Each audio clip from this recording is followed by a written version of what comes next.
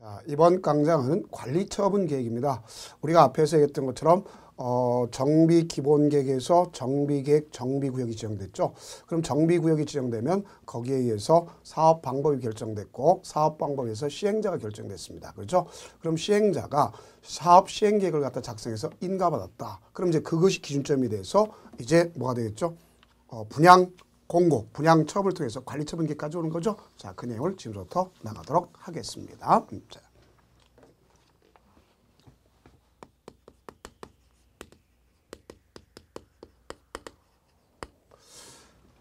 이 관리처분 계획등이라는데요. 우리는 이렇게 볼 수 있겠죠. 가서 사업 시행자가 사업 시행 계획을 갖다가 작성을 했습니다. 그러고 인가를 받았어요.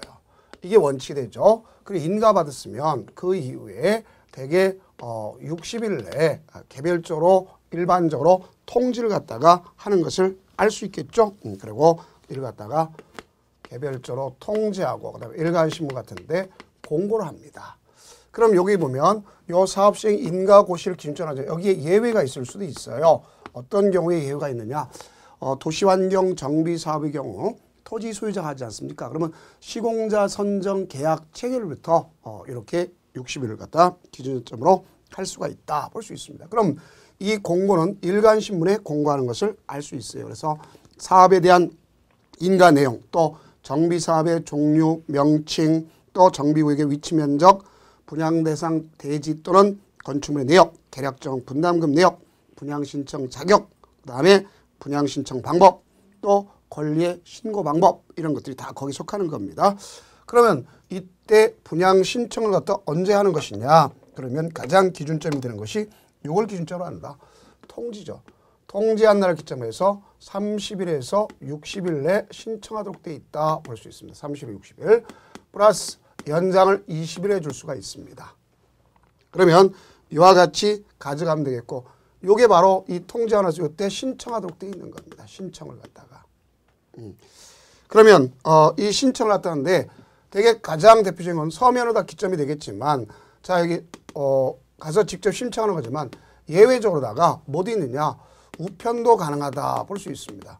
그럼 우편 가능하다는 것은 무슨 주의를 취하고 있느냐. 도달주의를 취하고 있다 하는 것인데 자 여기는 그게 아니죠. 우리 공법상은 되게 도달주의지만 여기만큼 주의해 주셔야 됩니다. 여기는 도달주의가 기점이 되는 것이 아닙니다. 그래서 여기는 발신주의, 그 발송된 것임을 증명하면 되는 것을 알 수가 있습니다. 그래서 이런 경우가 여기에 해당하는 것을 알 수 있겠고요. 그 다음 분양을 갖다 신청하지 아니한 자가 있을 거 아닙니까? 그죠? 그럴 때는 현금으로 다 청산해 주도록 되어 있다 볼 수 있습니다. 그래서 현금 청산이다. 그럼 나중에 가서 어느 때가 기준점이 되느냐. 관리처분계획 인가 받은 날 다음 날 관리처분계획 인가 받았다면 권리관계가 이제 명확하게 되셨죠. 그래서 관리처분계획 인가 받은 날 다음 날로부터 90일 내, 자 며칠 내 90일 내 현금으로 청산해 준 것을 가져간다. 이렇게 여러분들이 이해하시면 되겠습니다. 그 이때 이자를 당연히 지급하는 걸 알 수 있겠고요. 청산금은 각자 간에 뭐가 이루어져 있어요? 협의해서 정해져야 된다 하는 것을 아시면 되겠죠. 자, 그러면 이와 같이 신청을 갖다가 기준점으로 해서 자 이거 만료 신청을 갖다가 만료했다. 그러면 그 만료일을 기준점으로 해서 이제 관리 처분 계획을 갖다가 수립하는 겁니다. 그러면 관리 처분 계획이라는 건 한마디로 해서 쉽게 얘기하면 분양 계획이다 이렇게 생각하시면 돼요. 분양 계획. 그래서 우리가 왔을 때 미리 이렇게 가져간다. 그럼 우리가 도시개발법에서 환지계획처럼 같은 의미로 파악하시면 되겠다. 이렇게 볼 수가 있습니다. 자, 그러면 이 관리처분 계획을 갖다 작성을 갖다 해야 되는데 이 작성은 사업 시행자가 현지 개량, 수용, 환지 이렇게 하는 그런 주거환경 관리사업이라든가 주거환경 개선사업이라든가 주거환경 관리사업만 제외하고 나서는 여기 작성하도록 되어 있습니다. 그러면 작성을 갖다가 안 하는 것이 있겠죠. 주거환경 관리사업은 원칙적으로 관리처분 계획을 하지 않는 것을 알 수 있습니다. 또 주거환경 개선사업도 주거환경 개선 사업은요, 하는 경우 있고 안 하는 경우가 있단 말입니다. 그래서 거기도 관리처분이 있기 때문에 해야 되는 경우 있습니다. 그러나 그걸 제외한 수용, 혼용, 또 일반 환지, 개량 방식 하지 아니하는 것을 알 수 있겠죠. 그럼 이 관리처분 계획 내용에는 분양 설계가 있어야 되겠죠. 당연히 몇 평짜리 몇 평을 주겠다. 그럼 당신 누구 거고 이 나와야 되겠죠. 그러니까 결국 주소 성명, 그다음에 분양 대상별 예정 대지 또 추산액이 나와야 되겠죠. 또 나중에 오면 가격이 올랐습니까 안 올랐습니까? 올랐죠, 그죠? 그러면 거기에 대한 예정 금액을 통해서 뭐가 나와야 되는 거 알 수 있어요. 청산해야 되겠죠. 그럼 가격 기준이 나와야 될 거 아닙니까? 그래서 가격 기준은 미리 할 수도 있어요. 왜? 철거했다. 그러면 시장 군수에 허가를 받도록 되어 있습니다. 허가 받았을 때 기준되고, 그렇지 않으면 우리가 여기 기준점은 사업에 대한 관점에서 본다면 사업 시행 인가 이후에 가격이 기준점이 돼야 되겠죠. 그걸 여러분들이 이해하시면 되겠습니다. 자, 그 다음에 이 관리처분계를 작성할 때 거기에 기준이 있다 하는 것을 머릿속에 연상을 해 주셔야 됩니다. 자, 이 기준이라고 하는 것은 우리가 무엇보다 가장 중요한 건 절충주의죠. 그러면 여기는 뭘 따지냐? 면적, 이용 상황, 환경 이런 걸 따져야 되겠죠. 그래서 면적이라든가 이용상이라든가 환경을 통해서 절충주의가 된다 하는 것을 아시면 되겠습니다. 그렇다면 위치라든가 지목 따질 필요가 없겠죠. 그 다음에 이제 여기에 예외가 있을 수 있겠죠. 예외는 뭐 할 수 있어요? 증, 감, 늘려줄 수 있고 줄여줄 수도 있겠죠. 그죠? 너무 좁은 건 늘려줄 수 있겠고 또 넓은 건 줄여줄 수도 있다 하는 걸 볼 수 있습니다. 또는 우리가 부지정 안 줄 수도 있어요. 왜냐하면 구역 지정 이후에 분할했다. 그러니까 구역 지정 이후에 분할해서 취득한 자다. 이건 투기 세력이죠. 그럼 줄 필요가 없음을 알 수 있겠죠. 그 다음 지분권으로다 줄 수도 있다 하는 걸 볼 수 있어요. 어떤 경우에 지분권을 줄 수 있느냐 그래 봤을 때 우리가 공유, 소위 뭐라고 쓰면 재해상, 또 우리가 위생상 작은 건물 안 된단 말이야. 그래서 위험성이 있기 때문에 큰 건물 하면 한 사람한테 줄 수 없겠죠. 자, 이런 것을 기준점으로 하면 되겠다 볼 수 있습니다. 그러면 또 하나 여기에는 자 분양 설계가 나와야 되겠죠. 그러면 분양 설계가 나왔는데 이거는 분양 신청 기간 만료를 기점으로 해서 나와야 되겠죠. 이 분양 신청했다. 그러면 그거 만료일을 갖다가 기준점으로서 분양 설계가 나와야 되겠고, 그 다음 여기는 이것을 끝나는 게 아니라 공급 기준 같은 것이 이루어져야 된다 하는 걸 볼 수 있겠죠. 이제 공급 기준. 그럼 공급 기준도 원칙으로 봤을 때는 자 원칙이 있겠죠. 그 다음에 예외가 있다 이렇게 볼 수 있습니다. 그러면 원칙은 어떻게 해주는 것이냐 이래준다면 여기는 대개 1대1이라고 생각하시면 되겠습니다. 제가 1대1이라고 하는 의미가 뭐냐면 1세대 1인이 하나의 토지나 주택을 소유하고 있다. 그러면 1인이나 1세대가 1토지나 1주택을 갖고 있다. 그러면 하나의 주택으로다 주겠다 하는 것이 바로 여기에 내용이구나 하는 것을 볼 수 있어요. 그럼 같은 세대가 공유하고 있다 그래도 하나를 주는 것을 원칙으로 한다. 그렇게 볼 수 있겠죠. 그러면 여기는 이제 앞으로 공부하실 때 꼭 좀 필요한 것이 바로 뭐냐? 예외의 경우다 이렇게 아시면 되겠습니다. 그럼 예외의 경우는 어떤 경우들이 각각에 존재되어 있는지 우리가 좀 알 필요가 있겠죠. 우리가 조례가 정한 경우가 있을 수 있어요. 조례가 정했다. 그럼 정한 만큼 주는 겁니다. 이거는 조례가 정했으면 정한 만큼 준다. 이렇게 생각하시면 되겠고, 그 다음 두 번째는 소유한 만큼 준다 하는 걸 볼 수 있어요. 소유한 만큼. 그럼 이 소유한 만큼 주는 경우는 어떤 경우냐? 세 가지 경우가 있다 하는 것을 아셔야 되겠죠. 그러면 세 가지 경우로서 첫째의 경우는 어떤 경우냐? 자, 조심해 줘야 되겠죠. 여기는 수도권 정비계획법에서 수도권 정비계획법에서 과밀 억제 권역이 아니야 돼. 그럼 과밀 억제 권역이면 무조건 하나 받는데 과밀 억제 권역이 아닌 곳에서 뭐가 포인트냐? 가서 재건축이 포인트다 볼 수 있습니다. 재건축 사업. 그러면 과밀 억제권역이다. 만약 과밀 억제권역은 하나를 주지만 과밀 억제권이 아닌 것은 소유한 만큼 갖겠다 하는 얘기가 되는 거죠. 자, 이게 있겠고, 두 번째는 관사나 숙소로 쓰겠다 하는 경우가 있을 수 있겠죠. 그래서 관사나 숙소로 쓰겠다. 그러면 가진 만큼 가질 수 있어요. 또 우리가 국가라든가 지단체, 주공 등, 자, 국가, 지단체, 주공 등 한국토지주택공사 등은 소유한 만큼 가질 수가 있다. 볼 수 있습니다. 다음 어떤 경우냐? 이 주택을 가질 수 있는 경우가 있을 수 있다. 볼 수 있겠죠. 그러면 이거는 사업시행 인가 고시가 있는 날 기준점을 한 면적과 가격을 기점으로 합니다. 그래서 면적과 가격 범위 내에서 종전 면적과 가격 범위 내에서 이 주택을 가질 수 있는데 그중에 하나는 반드시 소형이어야 된다. 소형은 60제곱미터 이하 된다. 그럼 소형은 전매가 쉽죠. 그렇죠? 그래서 이 전매가 쉽기 때문에 3년 내 전매 제한을 받는 것을 알 수가 있습니다. 자, 이것이 있는가 하면 또 3주택이 있다 볼 수 있어요. 3주택은 두 가지가 있기 때문에 꼭 좀 여러분들 정리를 해둘 필요가 있다 볼 수 있겠죠. 첫째, 가로주택 정비 사업의 경우가 있습니다.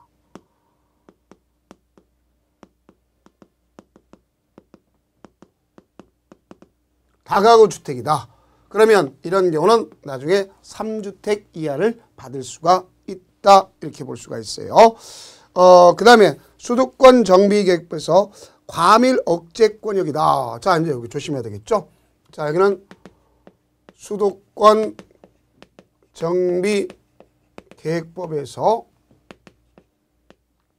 과밀 억제권역. 아까는 과밀 억제권 아니면 재건축이면 가진 만큼 갖는다 그랬죠. 그러면 이건 과밀 억제권역인데 거기에다가 투기 과열 지구가 아니다. 그래서 위치하지 아니했다. 투기 과열 지구가 아니다. 그럼 과밀 억제권역일지라도 투기 과열 지구가 아닌 경우에 뭐의 경우? 주택 재건축. 그래서 여기도 보면 주택 재건축 사업은 결국 3주택을 가질 수 있겠구나 볼 수 있겠죠. 그럼 우리가 봤을 때 자, 여기 보면 과밀 억제권이 아닌 경우는 재건축은 가진 만큼 갖는 거다. 무한대로 가진 만큼. 그런데 여기는 3주택까지 갖는구나. 투기 과열지가 아니고는 과밀 억제권에서 재건축 사업이다. 그러면 여기는 3주택을 갖다 갖는구나. 이걸 꼭 이해하시면 되겠습니다. 그래서 이게 올해 나올 포인트다 하는 걸 볼 수 있습니다. 그렇다면 한번 문제를 갖다 분석해 보면 되겠네요. 도시 및 주거환경 정비법령상 관리처분계획의 기준에 관한 설명으로 틀린 것 그랬습니다. 1번 같은 세대에 속하지 아니한 둘 이상의 주택을 공유한 경우 소유자 수만큼 주택을 공급해야 한다. 그래왔습니다. 자, 분명히 틀렸죠. 같은 세대에 속하지 않았다면 무조건 1세대 1주택이나 마찬가지 동일하게 1대1 주는 것입니다. 그 다음 지나치게 넓은 토지 또는 건축물에 대해서 필요한 경우는 이를 감수시켜 대지 또는 건축물의 적정 규모가 되도록 한다. 맞습니다. 그 다음 분양설계는 관한 계획은 분양 신청 기간 만료한 날을 기준점으로 한다. 맞죠? 만료한 날을 기준점으로 만료를 기준점으로 해서 분양설계가 나오는 것을 알 수가 있습니다.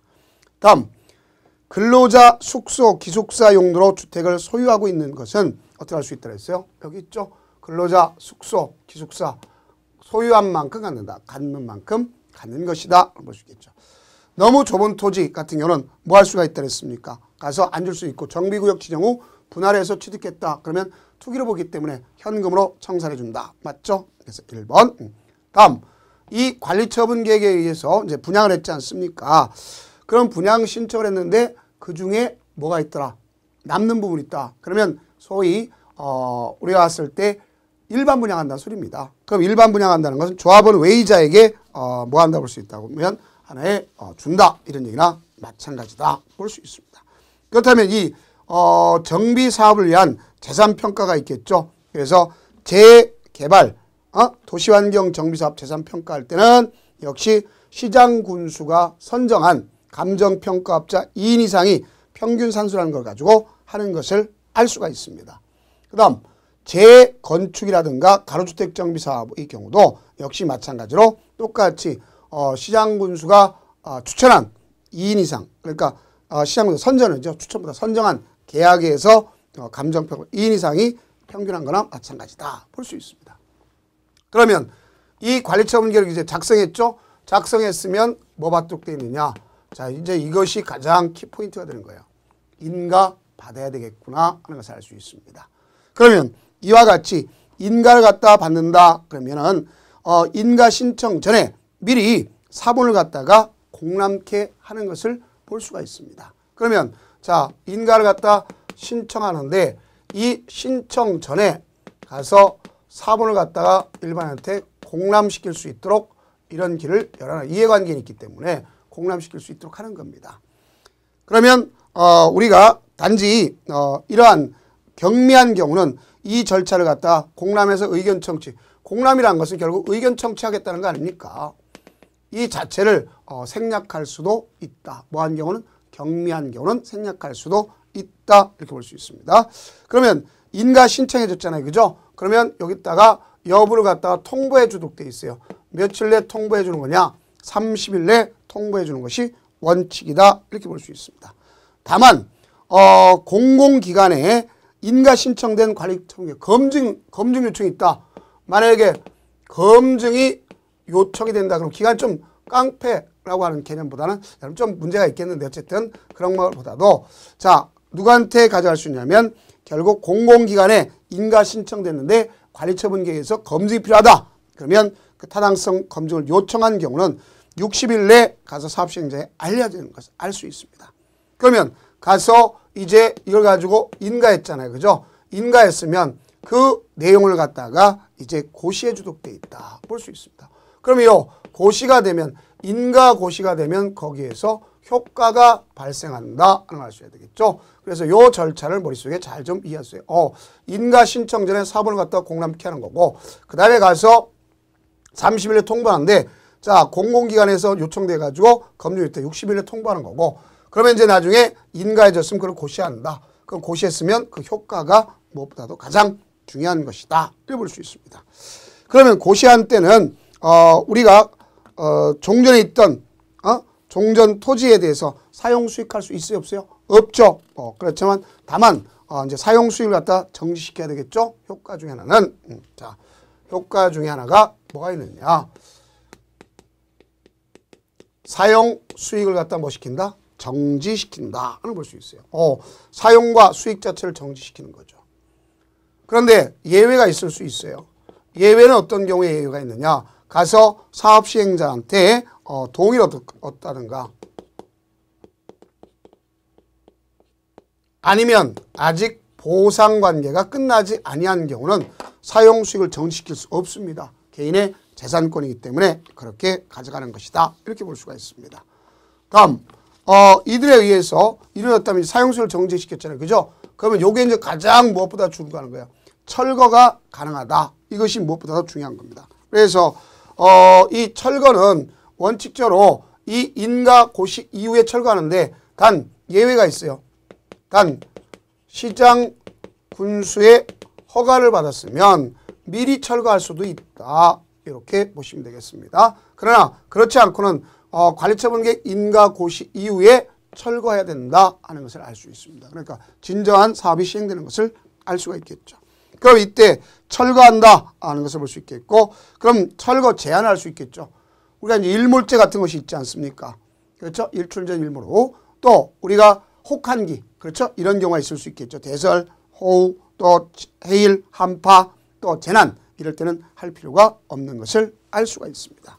그러면 나중에 보면 이 관리처분계획 인가, 사업시행 인가, 요 사업시행 인가 관리처분계획 인가를 갖다가 뭐 할 수도 있냐면 조정할 수도 있도록 되어 있습니다. 자, 왜냐하면 그 시도사가 정비사업 시행을 해서 정비구역 주변에 현저히 주택이 부족하거나 아니면 주택시장의 불안정 이런 경우가 있을 수 있다. 그러면 결국 우리는 일반적으로 그 특별한 사유가 없는 한 요청안에 따라서 사업시행 인가 조정 시기는 인가 신청부터 1년을 넘을 수 없도록 조정할 수가 있다. 볼 수 있습니다. 또 특별자치도 자치는 자기가 스스로 할 수가 있는 것도 알 수 있겠죠. 자, 그래서 이런 경우가 있겠고 조정에 관한 사는 각 조례로 정하는 것을 여러분들 이해하시면 되겠습니다. 뭐로 정한다? 조례로 정한다. 볼 수 있습니다.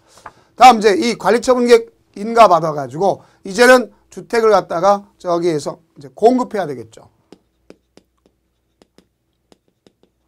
그럼 주택 공급은 자 원칙적으로 관리처분 계획에서 정한 대로 해야 되겠죠. 여기 이렇게 조례가 정했다. 1대1이다. 아니면 2주택을 준다. 3주택을 준다. 관리처분 계획에서 정한 대로 해줘야 되겠죠. 그러나 여기에는 예외가 있을 수 있다는 걸 알 수 있겠죠. 그 예외의 경우는 어떤 경우가 있느냐. 주택법에 따라 줄 수도 있구나 볼 수 있어요.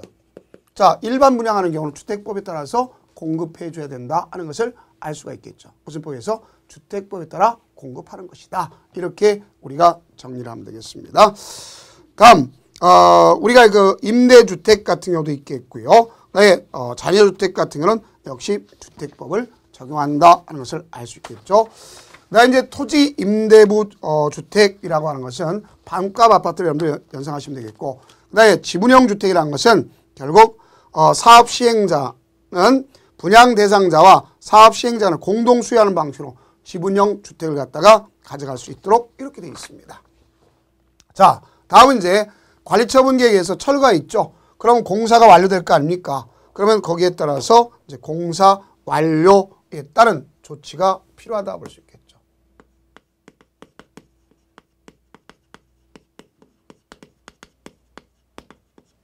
그럼 이 같은 공사 완료에 따른 조치가 필요하다 그래놨죠. 그럼 공사가 완료됐으면 우리는 준공인가를 받아야 되겠죠. 자, 준공인가는 누구한테 받느냐? 시장 군수에 받죠. 근데 준공인가를 갖다가 가름하는 경우도 있음을 알 수 있어요. 특히 LH공사가 자체 점검을 했다. 그러면 준공검사 받은 것으로 볼 수가 있는 것도 알 수가 있습니다.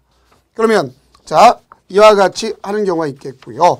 그럼 만약에 시장 군수가 직접 했다면 준공인가 받을 필요 없겠죠. 그러면 어쨌든 기본적으로 됐다. 그럼 여기는 그 자체가 인가 자체가 됐으면 일반적으로 사업이 끝났다는 것 갖다가 이제 공사 완료를 갖다가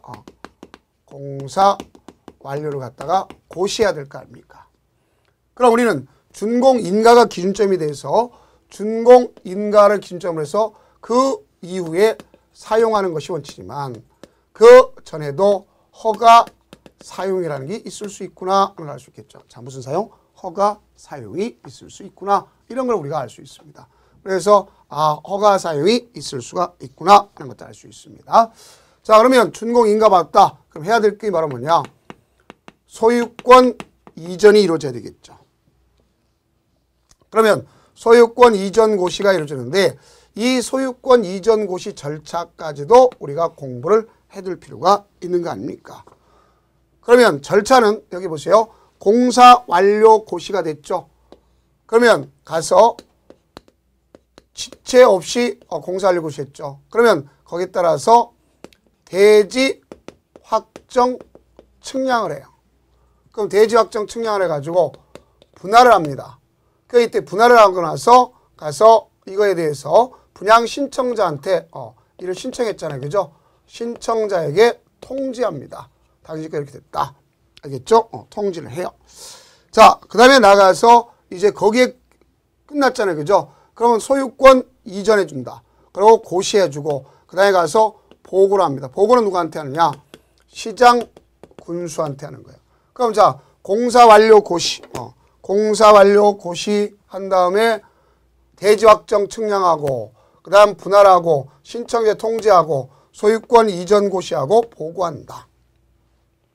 그러면 여기 소유권 이전 고시가 됐다 그러는데 이렇게 되면 다음날 이제 권리관계가 이전되고 확정되는 걸 알 수 있겠죠. 왜냐하면 재건축이다 하면 종전 아파트에서 새로운 아파트의 이제 주인이 되는 것을 알 수가 있습니다. 알겠죠? 그래서 이렇게 되는 것을 가져가면 되겠죠.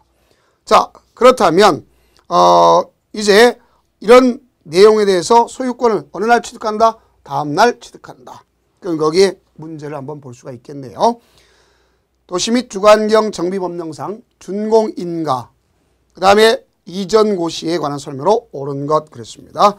1번 정비사업 시행자가 시장군수인 경우에는 정비사업에 관한 공사를 완료한 때 준공인가를 받아야 한다 그래놨습니다. 자, 분명히 우리가 봤을 때 시장군수가 하는 경우는, 자, 시장군수가 하는 경우 자기 자체가 인가받을 필요 없죠. 공사 완료 고시하면 되는 것을 알 수 있겠죠. 그 다음 2번 시장군수가 준공인가 이전에 입주 예정자에게 완공된 건축물을 사용할 것을 사업시행자에 허가할 수 없다. 자, 여기 있네요. 허가 사용할 수가 있죠. 준공인가 전에도. 그래서 역시 틀렸으면 할 수 있겠고. 3번 건축물을 분양받은 자는 사업시행자가 소유권 이전에 관한 내용을 공보에 고시한 날에 건축물에 대한 소유권 아니죠. 자, 소유권은 이전 고시 어느 날? 다음 날 이전 고시된 거로 본다. 그래줘야 되겠죠. 그 다음 정비사업에 의하여 4번 건축물에 분양받은 자에게 소유권을 이전한 경우 종전 건축물에 설정된 저당권 등 등기된 권리는 소유권을 이전받은 권리로 옮겨놓는다. 당연히 맞죠. 종전 아파트에 저당권 설정돼 있다. 새로운 아파트로 분양받았다. 당연히 옮겨오는 거 당연하다는 것을 알 수 있지 않습니까? 그렇죠? 그래서 이런 내용이 여기에 해당하는구나 알 수 있습니다. 그 다음 한국토지주택공사인 사업시행자가 다른 법률에 의해서 자체적으로 준공인가를 처리한 경우에, 자, 여기 자체 준공인가했다. 가름이랬죠. 받을 필요가 없다. 이렇게 보는 거죠. 자, 그 다음에 이제 소유권 이전 고시 끝났잖아요. 그죠?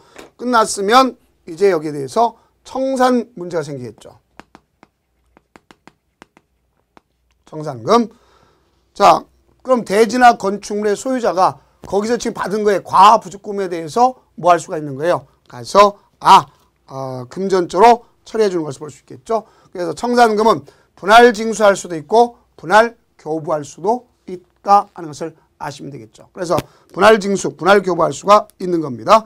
그러나 우리는 여기 보세요. 어느 때 할 수 있냐면 소유권 이전 고시 다음 날 이전 고시가 됐다. 그러면 그때서부터 가져가는데, 자, 미리 청산금을 받을 수 있는 경우도 있다 없다? 있다. 왜냐하면 관리처분계획 인가받았다면, 자 보세요. 우리가 여기 관리처분계획 인가받았죠. 그 다음 여기면 소유권 이전돼서 고시가 됐죠. 그럼 자 보세요. 원래는 이 이후에 청산금 문제 생기는 거지만 이미 관리처분계획 나 몇 평 받을 거 받았어요? 못 받았어요? 받았죠. 그럼 여기서부터 여태까지 분할 납부할 수도 있잖아요. 그렇죠? 그러니까 가능한 거다. 이렇게 볼 수 있습니다. 그럼 청산금은 각각의 규모, 위치, 용도, 이용사를 탐락해서 정하는 겁니다.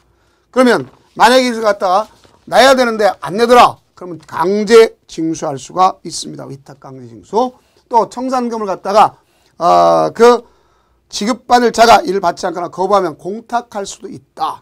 그다음 이 청산금도 소멸시효가 있겠죠. 그래서 소멸시효는, 자, 여기는 다음 날부터 몇 년간, 5년간 행사하지 않는다. 그러면 소멸하는 것이다. 이렇게 볼 수가 있습니다. 그러면 이 청산금 자체에 대해서도 뭐가 나타날 수 있냐? 압류할 수 있느냐 없느냐?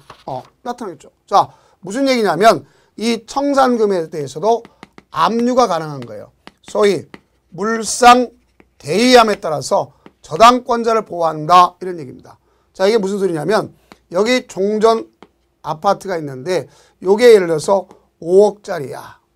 응? 5억짜리. 그래서 은행에다가 대출 갖다가 3억을 받았어요. 예를 들어서 3억. 그리고 자, 얘는 그보다 작은 걸 신청했어. 그러면 예를 들어서 요 2억짜리를 신청했어요. 그럼 분명히 얘는 3억 대출 받았죠. 종전 5억짜리인데 여기서 청산금 3억이 나올까 안 나올까? 나오죠. 그러면 3억 나오면 2억짜리 날려버리는, 나는 3억 대출 받았죠. 지금 여기 건물 3억이죠. 청산금 3억이죠. 그럼 청산금 3억이면 3억 6억입니다. 그렇죠? 그러면 이 2억짜리 날려도 내 사람 남는 장사잖아요. 그러니까 가서 요 갑이 요 청산금 받고 야반도주 할까봐 청산금에다가 대출받은 거 압류하면 그것이 물상대위가 되는 것이다. 이렇게 볼 수 있겠죠. 자, 그렇다면 문제를 풀어볼 수 있겠네요. 도시 및 주거환경 정비법령상 정비사업의 청산금에 관한 설명으로 틀린 것은 그랬네요. 26회 같이 나오는 문제를 볼 수 있습니다. 조합 총회 의결을 거쳐 정하는 경우에 관리처분객 인가 후에 소유권 이전 고시일까지 청산금을 분할 징수할 수 있다. 맞죠? 관리처분객 인가에서 소유권 이전 분할 징수할 수 있다. 맞는 얘기죠. 나 2번 종전 소유하고 있던 토지의 가격 분양받은 대지 가격은 그 토지의 규모, 위치, 용도, 이용상, 정비사업비 등을 참작해 평가한다. 맞죠? 그 다음 청산금을 납부할 자가 이를 납부하지 않는다. 그러면 강제징수하는데 민간이다. 못하면 위탁 강제징수 감사도 4% 떼어주는 걸 알 수 있겠죠. 그 다음 4번 청산금을 징수할 권리 소유권 이전 고시 어느 날부터 다음 날부터 5년간 행사하지 않으면 소멸된다는 걸 알 수 있겠죠. 다음 날. 그래서 4번이 틀렸네요. 그 다음 정비사업 시행지역 안에 있는 건축물의 저당권을 설정할 권리자는 그 건축물의 소유자가 지급받을 청산금에 대해서 청산금을 지급하기 전에 압류 절차를 거쳐서 저당권을 뭐 할 수 있다? 행사할 수 있다. 맞죠? 그걸 갖다 물상대위 이렇게 보시면 되겠다. 볼 수 있습니다. 자, 그렇다면 이제 비용부담이라는 파트가 나오고 있어요. 여러분들 이 비용부담 파트라는 것은 결국 시행자 부담이 원칙이다. 그렇게 볼 수 있겠죠. 우리가 도시개발법도 마찬가지 시행자 부담 원칙. 그러면 기반시설 같은 걸 설치하겠다. 그러면 역시 주요 기반시설을 갖다 하게 되면 거기에 따라서 시향군수 이들이 전부 또는 일부를 부담시킬 수 있습니다. 하는 것을 알 수 있겠고요. 그 다음에 이제 정비기반시설 관리자에게 비용을 부담시킬 수 있다. 왜냐하면 수익자 부담 원칙에 의해서 이루어지는 경우도 있다 하는 것을 아시면 되겠습니다. 그래서 이제 그런 내용 가지고 정리를 하면 되겠고요. 다음 이제 정비기반시설의 설치라는 것은 누구랑 하느냐? 정비구역 정비기반시설 설치는 시행자는 지방자치장과 협의를 거쳐서 정비구역 안에 정비기반시설을 설치하도록 되어 있다. 볼 수 있겠고 또 재건축 같은 경우는 진로가 필요하겠죠. 그러면 그런 경우는 시도지사, 대도시장은 정비구역을 지정할 때 진입로 설치를 위한 필요한 진입로 지역과 인접 지정할 수 있도록 되어 있다. 하는 걸 볼 수 있습니다. 그 다음 이제 나중에 설치했으면 그 정비 기반시설에 귀속 문제가 생기는 거죠. 그래서 이제 귀속이다 그러면 행정청에 했다. 절대 무상 귀속이죠. 새로 설치한 무상으로. 그러면 비행정청에 했다. 비행정청에 했다. 그러면 상대적 무상 귀속임을 알 수 있겠죠. 그래서 그 사람은 우리가 왔을 때 새로 설치된 정비기관 설치 비용 상당 범위에서 무상으로 귀속된다. 이렇게 보시면 되겠습니다. 그와 관련된 문제를 정비기반시설 설치 및 귀속 등에 관한 설명으로 틀린 것 그랬죠. 1번 정비기반시설의 설치를 위해 토지 또는 건축물에 수용당한 자는 정비구역에 소재하는 대지 또는 건축물을 매각 대상이 되는 대지 건축물에서 다른 사람 우선 매수 청구. 내게 수용당했으니까 그 우선 나한테 달라 요구할 수가 있는 겁니다. 그 다음 조합의 정비사업 시행으로 인하여 용도 폐지되는 국가 또는 지방자치 소유인 정비기반시설은 조합이 새로 설치한 정비기반시설 설치비용 상당 범위, 상대적 무상기술이라는 얘기죠. 맞습니다. 그 다음 정비기반시설 설치를 위해 토지 또는 건축물이 수용된 자가 우선 매수를 하고자 하는 경우에 우선 매수에 관한 공고일로부터 며칠 내 14일에 서면으로 해주는 것 맞습니다. 그 다음 정비사업 시행으로 용도가 폐지되어 조합에게 양도될 정비기반시설은 정비사업에 준공 인가된 때 조합원에 양도된 거란 조합원에 양도된 게 아니라 이 그 종전의 설치법위 내에서 조합원한테 무상으로서 양도된 걸 봐줘야 되겠죠. 무상으로서. 그 기간 동안 너 운영하라. 우리 운영 관리권을 주는 것이다. 이렇게 보시면 되겠습니다. 그래서 그런 것 보고 그 다음에 나온 이제 국공유 재산 처분 이런 것은 굳이 실익이 없습니다. 그래서 이제 그런 내용을 여러분들 좀 이해를 해두시고 이제 마지막으로 정비 사업 전문 관리업자라는 것이 있습니다. 그럼 정비사업 전문 관리업자는요 우리가 봤을 때 등록과 비등록이 있는데 등록을 누구한테 하는 것이냐 이렇게 본다면 특히 시도지사한테 등록하도록 되어 있습니다. 그러나 이들이 등록했다가 등록이 취소되거나 1년 범위 안에서 영업 전부 또는 일부 정지를 명할 수가 있는 걸 알 수 있겠죠. 그렇다면 이 정비사업 전문관리업자가 뭐를 갖다 할 수가 있느냐 하는 거 봐줘야 되겠죠. 조합 설립 동의, 정비사업 동의에 대한 업무를 대행할 수 있겠고, 또 조합 설립 인가 신청에 대한 업무를 대행할 수 있고, 사업성 검토라든가 정비사업 시행 계획서를 작성할 수 있겠고, 또 설계자, 시공자 선정에 관한 업무를 지원해 줄 수 있겠고, 사업 시행 인가 신청에 관한 업무를 대행할 수 있겠고, 관리처분 계획 수립에 관한 업무를 대행할 수도 있겠고, 필요한 경우 정비사업 전문관리자 선정이 필요한 것으로서 동의서 진구, 운영 규정 이런 걸 갖다 작성 지원해 줄 수가 있다. 다만 위반했으면 반드시 취소하는 사유가 몇 가지가 있냐 늘어났죠. 그렇죠? 그래서 우리가 보면 사위 기타 부정한 방법, 거짓 기타 부정한 방법을 하면 당연히 취소해야 되겠고요. 그 다음 어떤 경우에 볼 수 있냐. 고의, 그러니까 법에 따른 업무를 직접 수행하지 아니한 경우 반드시 취소하도록 되어 있고, 그 다음 최근 3년간 2회 이상 영업정지 받은 자로서 그 영업정지기간 합산 12월 초과하면 갖도록 되어 있겠고, 그 다음 새롭게 생겨난 9번 다른 사람에게 자기 성명 또는 상호를 사용해서 이 법에 정한 업무를 수행하거나 대여한 경우 당연히 하도록 되어 있다 이렇게 볼 수 있겠죠. 그래서 그와 관련된 문제 중에서 필요적 등록 취소 사유가 있죠. 자, 어떤 경우에 있어요. 다른 사람에게 성명을 사용해서 하게 되면 당연히 뭐 하도록 되어 있죠. 취소하도록 되어 있다 볼 수 있습니다. 다만 이제 정비사업 전문관리업자의 업무를 갖다가 제한하는 경우 동일한 정비사업에 대해서 다음 업무를 병행할 수 없도록 되어 있다. 그래서 뭐라고 그러냐. 우리가 쓸 때 우리는 철거, 설계, 시공, 회계감사 이렇게 볼 수 있겠죠. 그래서 건축물의 철거, 설계, 시공, 회계감사 이런 내용은 자 가서 제한받도록 되어 있다. 그러나 이제 정비사업자하고 이들 간의 관계는 민법상의 위임관계로 보시면 된다. 이렇게 볼 수 있습니다. 그다음 이제 회계감사 같은 거는 굳이 우리하고 큰 의미가 없기 때문에 그냥 정리하지 않아도 되겠다. 이렇게 볼 수가 있습니다. 그래서 나머지 내용은 일반적으로 그런 형태로서 맞춰보면 이제 도시 및 주거환경정비법은 모두 마쳤습니다. 그럼 이제 다음 강좌는 건축법에 대해서 나가도록 하겠습니다. 고생 많으셨습니다.